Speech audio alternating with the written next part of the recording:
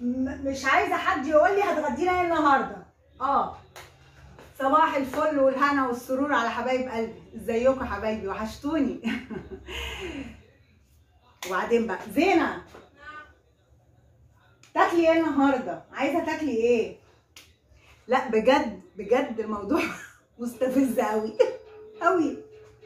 ها؟ الفول ابو تخديع ده، فاكره الفول اللي كنت عاملاه من حوالي 10 ايام ده. ان هو حلو قوي، كنت ممكن مش انت كنت عايزه تصوريه؟ اعمليه تاني. حلو، كان حلو عجبكم؟ كان تحفه. طيب ماشي، بس انا مش مدمسه فول.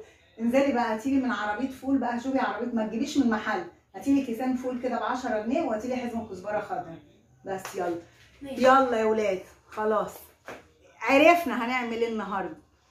هنعمل فول بتخديعه تحفه. انا عملته قبل كده وكان خطير خطير خطير، وكان فيه اكل مش معقول، وما صورتوش لاني اول مره اعمله بالطريقه دي، يعني ما كنتش متخيله انه هيطلع بالجمال ده. هعمله لكم دلوقتي حالا. يلا، وتبقى اكله حلوه قوي كده، ومعاها شويه حاجه مخلله كده، اي حاجه مخللاها، بصلايه في شويه خل، وتبقى اكله في منتهى الجمال. يلا تعالي معايا. بصوا الالوان الحلوه اللي هنعمل بيها الفول، ابيض واخضر واحمر. والفول سخن وايه، وهرسناه بالهراسه، وباكد على كلمه سخن، لازم يكون سخن علشان مش هسخنه بعد كده. وسخنا شويه زيت في الطاسه، وبسم الله الرحمن الرحيم. اول حاجه ننزل بيها البصل، نشوحه كده كام تشويحه، وما ننساش الدعاء بتاعنا، بسم الله ما شاء الله لا يسوق الخير الا الله، بسم الله ما شاء الله لا يصرف السوء الا الله، بسم الله ما شاء الله ما بنا من نعمه فمن عند الله، بسم الله ما شاء الله لا حول ولا قوه الا بالله. يا رب دمها علينا نعمه يا رب، واحفظها من الزوال. اي اكله جميله وبقنا بتبقى زي السكر طالما في رضا، طالما في رضا. الرضا ده نعمه.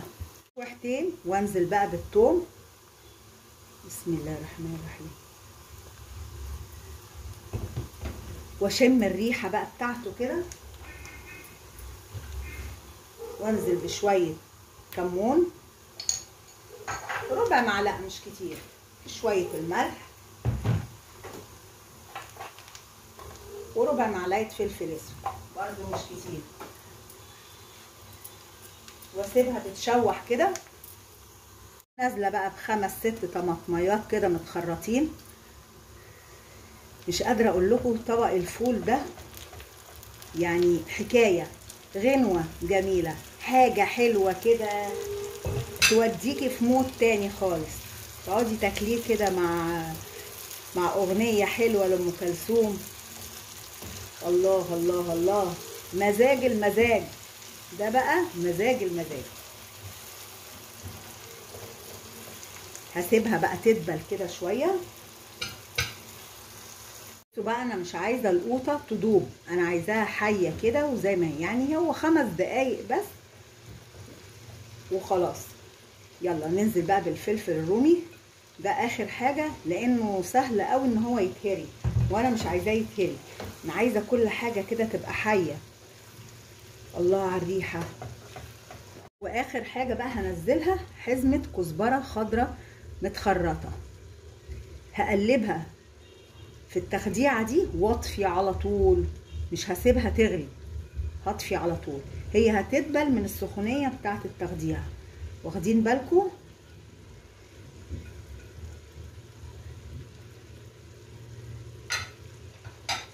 بس هطفي اهو، واروح نازله عليه بالخلطه الجميله التحفه دي.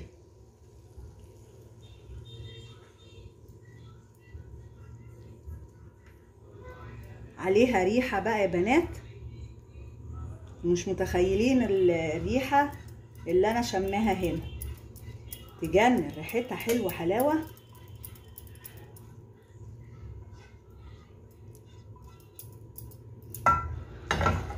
اهي.